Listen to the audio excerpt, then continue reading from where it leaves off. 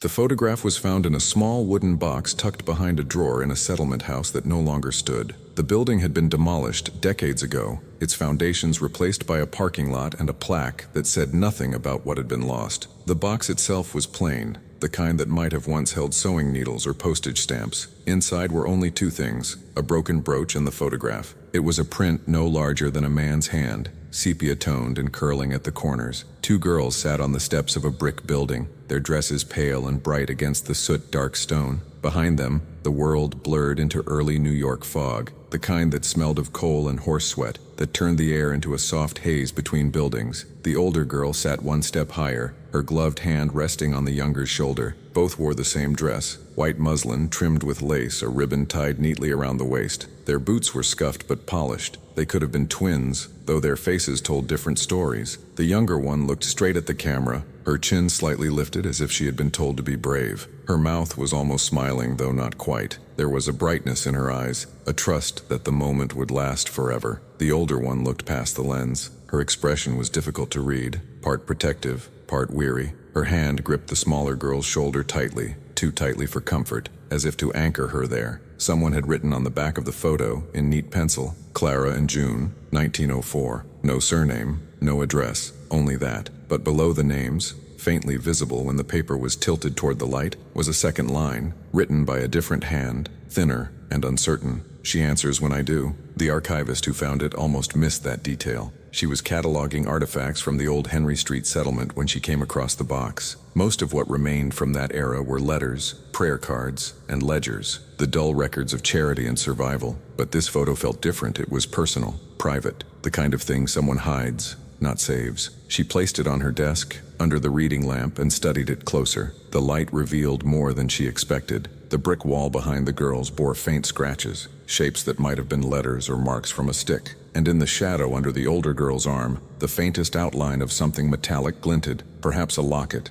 perhaps nothing at all. But what caught her attention most was the way the older girl's mouth curved, not in a smile, not exactly. It was as if she was about to speak, but stopped. The archivist leaned closer. The eyes, though faded by time, seemed alive in the half-light, and for a strange, brief second, she felt certain the girl was looking through her, not at her. She set the photograph aside, but that night, long after the museum closed, she found herself thinking about it again. The Henry Street settlement had been one of the first of its kind, a place where immigrants and orphans could find shelter, where young women taught sewing and reading to children who barely spoke English. The city records from that time were sparse. Epidemics had taken many. Fire and poverty had erased more. Yet somehow these two sisters had survived in ink and paper. Clara and June. She repeated the names aloud, quietly, as if testing their weight. Clara, a soft, rounded name. June, short, quick, bright. Something about them felt wrong together. She looked again at the photo. The older girl's face belonged to someone named June. The younger one, shy and uncertain, seemed like a Clara. And yet the caption placed them the other way around. She flipped the picture over once more. "She answers when I do."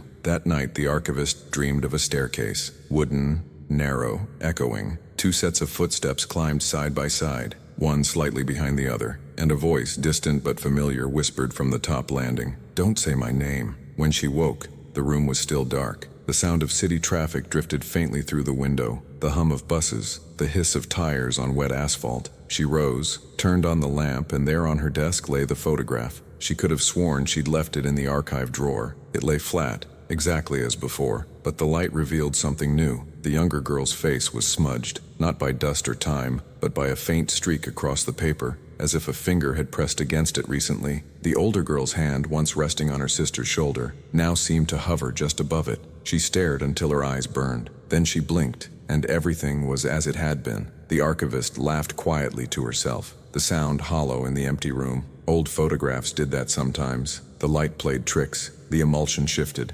Still, she slipped the photo into a separate envelope and labeled it, "Unverified, Settlement House Sisters." And though she didn't know why, she added one more note in pencil beneath it, "Observe the eyes." Over the next few weeks, she couldn't stop looking at the picture. It followed her between tasks, between thoughts. She began reading about the settlement house, the women who ran it, the children who passed through. Most were nameless now, buried in census lines and parish logs. But in the ledger from June of 1904, one name appeared twice. June Ellis, age 12, admitted March, discharged May. Clara Ellis, age 7, admitted March, discharged May. That might have been the end of it, but one more note was scribbled beside the second entry. Discharged, deceased, next to which someone had written a question mark. The archivist closed the book slowly. The handwriting was the same as the one on the back of the photograph. The Henry Street settlement was a world within a world, a place where the forgotten could still be counted, if only on paper. In 1904, the Lower East Side was a living machine,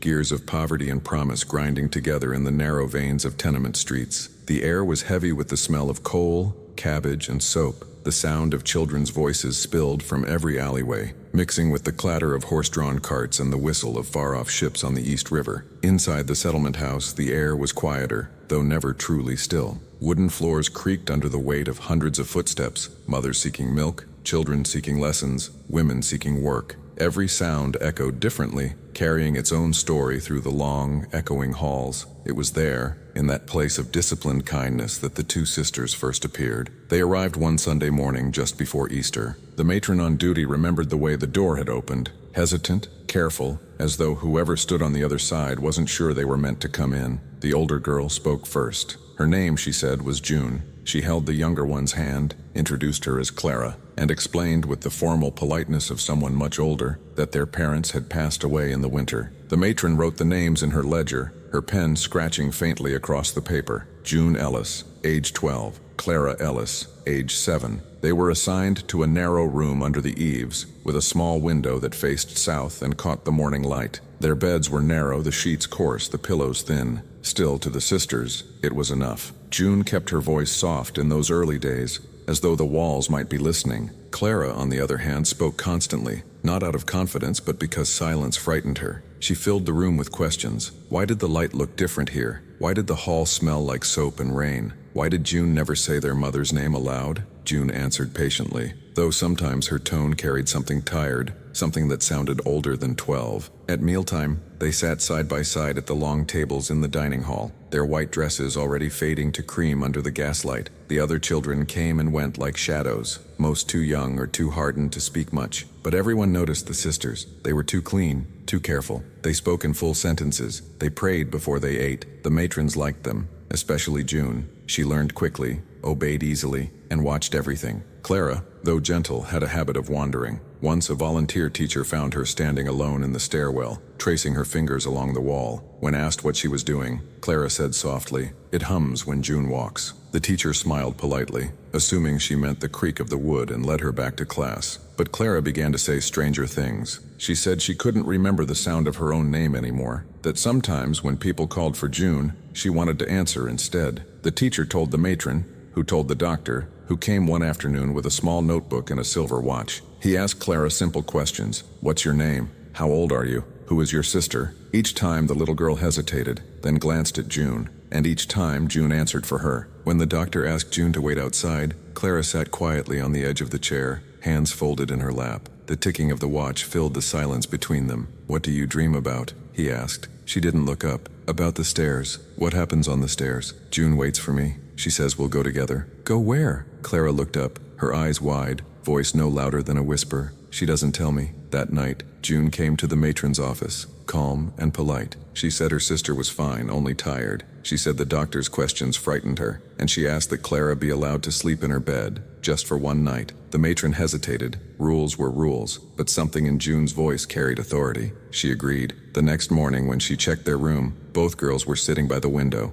fully dressed, their hands joined on the sill. They were watching the street below, the blur of carts, the endless gray smoke. Did you sleep well? The matron asked. June nodded. Yes, ma'am. Clara dreamed again. Clara turned to her sister, confused. Did I? June smiled, brushing her hand over Clara's hair. You did, but you don't have to remember. Weeks passed. The sisters settled into routine. Lessons, chores, prayers. The other children grew used to them, but there were small things no one could quite explain. When the roll was called at night, sometimes both girls answered the same name. When the nurse came to check on Clara after a fever, she found the older girl lying in her bed instead, claiming she'd only wanted to help her breathe. Once, during Sunday service, the minister asked each child to recite their name aloud. as a sign of gratitude for being alive. When it came to the sisters, the older one spoke softly, clearly. Clara Ellis, and the younger, almost as if she'd rehearsed it, said, June. A ripple of laughter moved through the pews, but the matron frowned. Afterward, she asked June privately why she'd done that. June looked confused. I didn't. The matron blinked. You just said,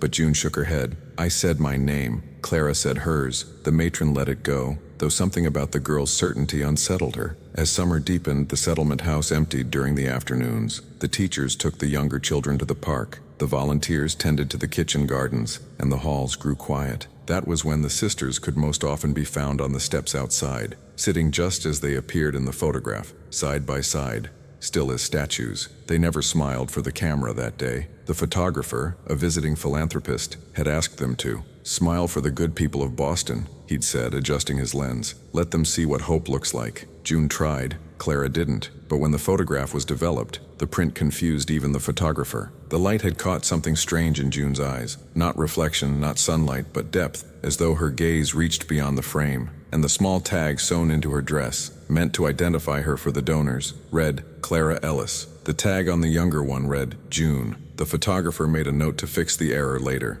He never did. That night, a storm rolled in from the harbor. Wind rattled the windows, and the air filled with the metallic scent of rain. The matron moved from room to room, checking the lamps, comforting the children who cried at the thunder. But when she reached the attic dormitory, she found the sisters sitting awake. Both were staring at the same mirror. An old, warped piece of glass hung between their beds. Their reflections flickered with the light of the gas lamp. When the matron asked what they were doing, June answered softly, She keeps forgetting which one she is. Clara turned toward the matron, eyes wide, voice trembling. She means me. The matron opened her mouth to speak, but the thunder swallowed her words. By morning, the storm had passed. The house was soaked in the smell of wet wood and soap. June was gone. Clara sat alone on the steps, wearing her sister's dress, her hair brushed and parted just like hers. When asked where June had gone, she answered simply, She went first. First where? Clara smiled faintly. Where I'll follow. The matron wrote it in her report exactly that way. June Ellis, missing. Clara Ellis, stable,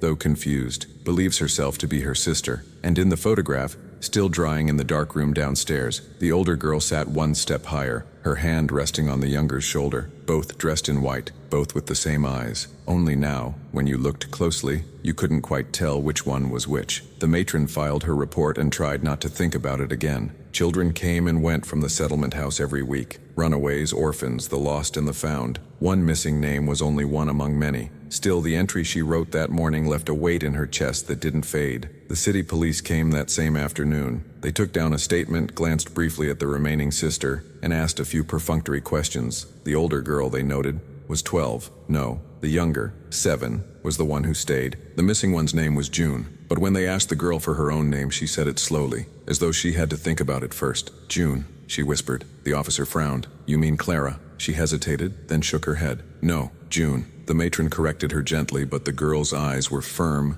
clear, and older than they should have been. June, she repeated. From that day on, the matron stopped trying to correct her. Children, she told herself, had strange ways of protecting themselves. Sometimes they borrowed names, memories, or whole stories when the truth hurt too much. Yet something about this child's composure made it difficult to dismiss. The girl, June or Clara, depending on who you asked, did not cry for her sister. She did not wander the halls calling out for her. She only grew quiet. Her small body moved with the grace of someone much older, her eyes heavy, her speech deliberate. When the visiting nurse asked how she was feeling, she smiled faintly and said, Better now. She was always the one who got sick. It unnerved the staff, though no one said so aloud. A few weeks later, a volunteer from uptown came to teach a class in penmanship. She placed sheets of paper before the children and asked them to write their names carefully at the top. The girl's writing was slow and careful, perfect cursive loops, elegant and mature. The teacher smiled. Very good, Clara.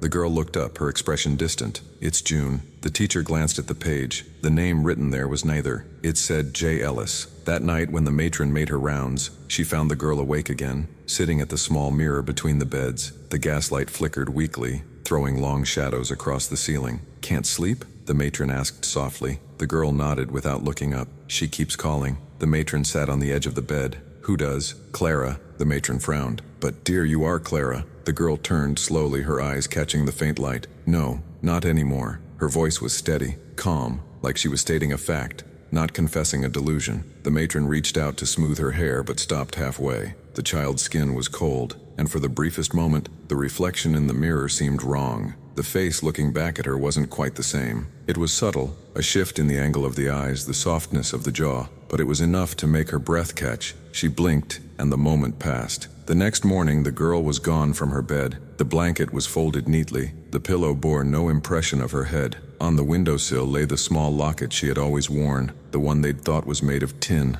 Inside was a lock of dark hair and a folded piece of paper no bigger than a thumb. It read, "She answered." So I stayed. The matron's hands trembled as she read it. She looked again toward the window. It was closed, latched from the inside. No footprints on the floor, no open door. Only that locket and the faintest scent of soap and rain. Word of the second disappearance reached the local papers. The New York Herald printed a short paragraph under domestic incidents. 2 sisters lost at settlement home. Officials report the disappearance of 2 orphan girls, surnamed Ellis, aged 12 and 7, from the Henry Street settlement. The elder vanished during the storm of June 3rd. The younger has since not been seen since July 17th. Staff report no sign of struggle. That was all the world ever knew. But the settlement house kept the photograph. It stayed pinned to a corkboard in the matron's office for years. A quiet warning, perhaps, or a memorial. Time turned it yellow, curled its edges, softened the lines between faces. Visitors said it was a beautiful picture, if a little unsettling.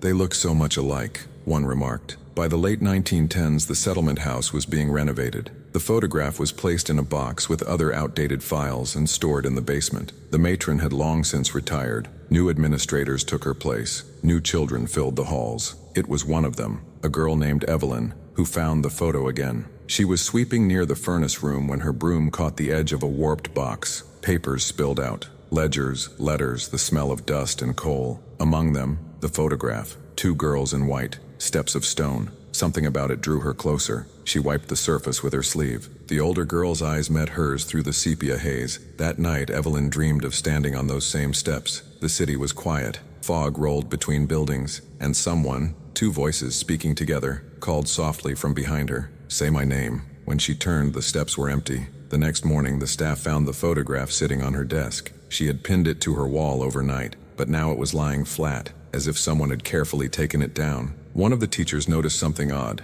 The faint handwritten label on the back in Clara and June, 1904, had changed. Now it read, June and Clara, 1904. They laughed, said the ink must have bled, that time had warped the lines, but one of them swore the handwriting itself had changed. Evelyn kept the photo anyway. She said it made her feel calm, safe even, until the night she stopped coming to class. The room was neat when they found it, her books stacked, her clothes folded. The photograph hung perfectly centered above her bed, but there was something new written beneath it in pencil, along the plaster wall. "She answers when I do." By the time the settlement house closed its doors in the 1950s, the photograph had been passed down through 6 caretakers, each certain they would be the last to keep it. It survived fires, floods, and a move to storage. Somewhere along the way, its label faded completely. When the archivist found it again, decades later, she didn't know why her hands shook as she turned it over. The back was blank, no names, no year, only a faint, almost invisible impression pressed into the paper, as if someone had written and then erased it. 2 words, "Still here." By the time the city began to forget what the Henry Street settlement once was, the building had already been stripped of its purpose. The children were gone, the lessons replaced by offices, the laughter replaced by the hum of electricity. Brick by brick, the neighborhood modernized. But on certain mornings, when the fog rolled in from the harbor and clung to the streets, it was said that the old air still lingered, heavy, damp, and faintly sweet,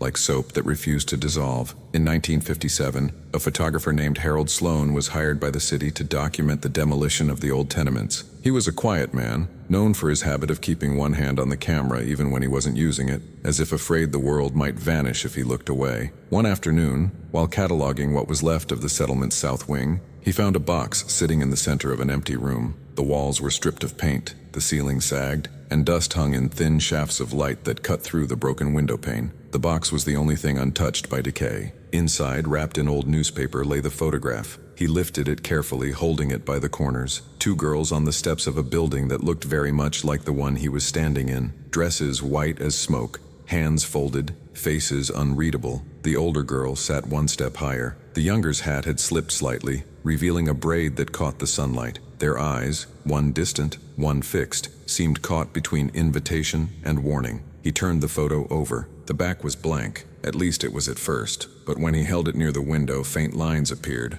Pressure marks, shallow but deliberate, pressed into the paper as though by a pencil that had long since faded. He traced them gently with his finger. 2 names, Clara, June, no dates, no explanation. Harold wasn't a sentimental man, but he was superstitious. He slipped the photograph into his satchel anyway, unsure why he didn't leave it behind. That evening, in his small apartment on the Lower East Side, he placed it on his desk beneath a lamp and began developing his own pictures from the day. When he looked up an hour later, the light caught something odd. The photo, the old one, of the 2 girls, looked different. Not the faces, not the clothes, but the background. The building behind them, which had once been clearly a settlement house, now bore a faint painted sign on the bricks. The letters were blurred, but readable. Henry Street Clinic. He frowned. That clinic hadn't existed until the 1930s, decades after the photo was supposedly taken. He leaned closer. The girl's eyes seemed clearer now, sharper. The older one's gaze had shifted slightly, as if she were looking not at the camera anymore but past it, at him. He turned off the lamp. The room went dark. For a long while he sat there, listening to the faint ticking of the radiator. When he turned the light back on, the photograph was as it had been. He laughed under his breath, though it sounded wrong, hollow, brittle. The next day he took the photograph to the city archive, thinking perhaps he could return it. The clerk on duty was a woman in her 40s, her hands covered in the fine dust of records. She studied it with mild curiosity. "It's lovely," she said. "Early 20th century, I'd say. Likely taken just before the influenza." She flipped it over. "Do you see this?" she murmured, tracing her finger along the back. He leaned closer. The names were gone. In their place was a single line. "We share the same reflection." He stared at it, but before he could speak, the clerk smiled faintly. "You can leave it with me," she said. "We'll keep it safe." He hesitated. You'll log it properly, yes?" "Of course." But when he returned a week later, the photograph was gone. No record of it. No entry number. The clerk herself didn't remember the exchange. "You must be mistaken," she said kindly. "We've had no new donations this month." He left confused, but not angry. Mostly, he felt watched. That night, as he developed another roll of film, a series of portraits of the demolition site, something caught his eye. One of the photos showed the front steps of the old settlement building. 2 figures sat there. The exposure was weak, the light poor, but they were clear enough. 2 girls in white dresses, facing slightly away from the camera. The one sitting higher had her hand on the other's shoulder. He dropped the print. It landed in the developing tray, the image bleeding into the liquid, the faces dissolving into smoke. When he looked again, the paper was blank. That was the last roll Harold ever developed. He died in 1962, alone in his apartment. The landlord who cleared out his belongings found only one photograph left behind, framed on the wall above his desk. It was the same image, 2 sisters in white, sitting on steps, faces calm, hands still. Only now there was something new, a faint reflection on the glass, another face between them, a man's,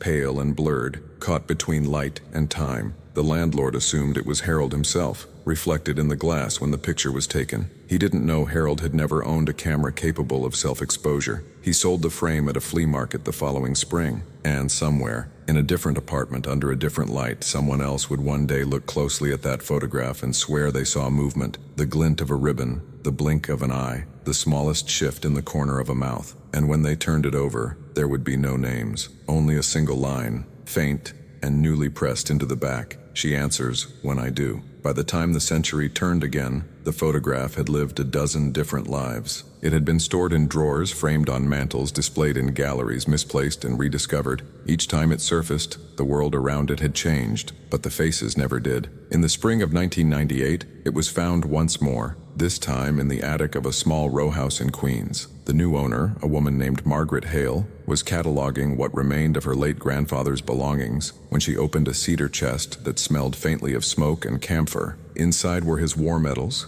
a folded uniform, a cracked wristwatch, and at the very bottom, wrapped in newspaper from 1959, the photograph. At first, she thought it was one of his childhood mementos, but her grandfather had been born in 1918, 14 years after the date penciled on the corner of the print. She lifted it into the light. The image was clear despite its age. 2 girls sat on the steps of a brick building, their white dresses slightly blurred at the edges. Behind them, the street stretched into shadow. The younger one's ribbon had come undone, fluttering faintly in an unseen breeze. The older's hand rested still on her shoulder. Their expressions were neither happy nor sad, just aware. Margaret felt something tighten in her chest as she studied it. There was something familiar in their faces, not in their features exactly, but in the shape of them, the line of the mouth, the slope of the brow. It reminded her of someone she'd known, or perhaps of herself. She turned the photo over. The back was almost clean now. Most of the original writing had faded into ghostly grooves in the paper, but near the center, faintly pressed, she could make out 2 lines written in graphite that had been absorbed by time.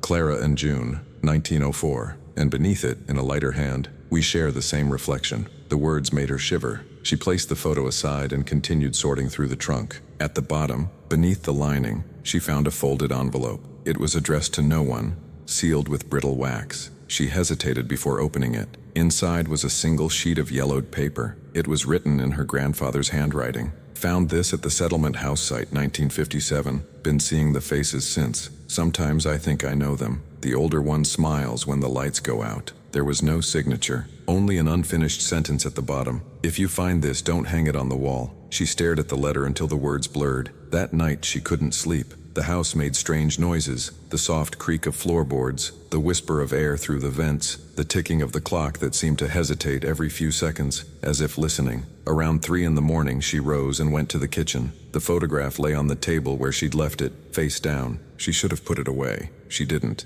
Instead, she turned it over. In the dim light of the refrigerator lamp, the girls looked different. Not much, just slightly clearer, as though someone had cleaned the glass between them. The background, once blurred, seemed deeper now, showing the faint outline of another figure behind the steps. She leaned closer. The figure was indistinct, a shape in the mist, but its outline was unmistakable. A woman's. Margaret blinked hard. The image didn't change. The woman stood behind the sisters, half in shadow, her face turned toward the camera. The faint suggestion of a hand rested on each of their shoulders. Margaret exhaled slowly. "It's just the light," she whispered. But the longer she looked, the more she realized something impossible. The woman's face wasn't entirely a stranger's. The jaw, the eyes, the faint cleft in the chin, they were her own. She stepped back, the chair scraping softly against the floor. The air seemed suddenly heavier, the quiet deeper. Somewhere outside, a siren wailed, distant and directionless. And then, faintly, she heard it, a sound like whispering. Not voices exactly, but syllables, soft and layered,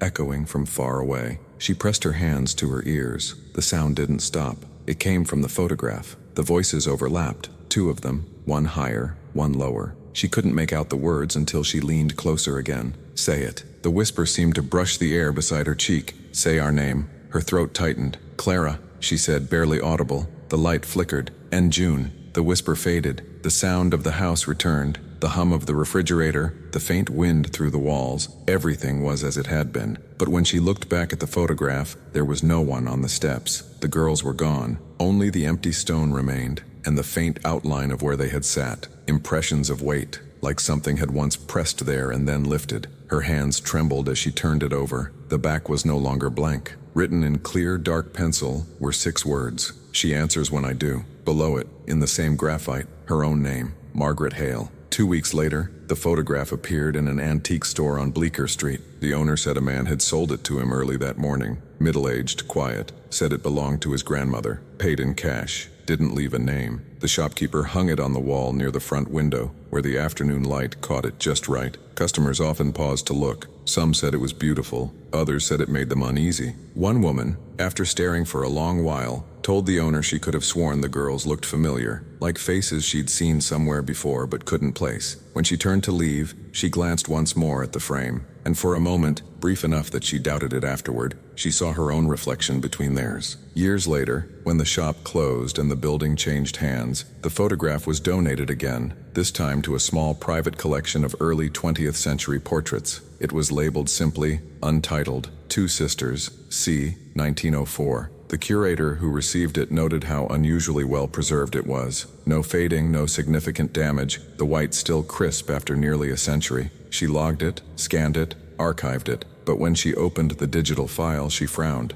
The image on her screen didn't match the one in her hands. In the digital version, the sisters' faces were slightly blurred, as if caught mid-movement, and behind them, faint and unmistakable, stood another figure, her own. They say old photographs don't really capture faces. They capture light, the reflection of what was, trapped in chemicals and glass. But sometimes, when light remembers too much, it begins to record what's still looking back. Somewhere in a museum drawer labeled Unverified, New York 1904, lies the original photograph. The girls sit as they always have, white dresses, stone steps, hands folded. But if you tilt the paper under a bright lamp, you might see what the archivists never logged, the faint outline of a third reflection, half visible in the grain. And if you listen long enough in the quiet between your own breaths, you might almost hear it, the soft whisper of two voices, layered in perfect unison. Say it, say our name. And if you do, the silence might answer, because some names don't vanish, they wait to be remembered.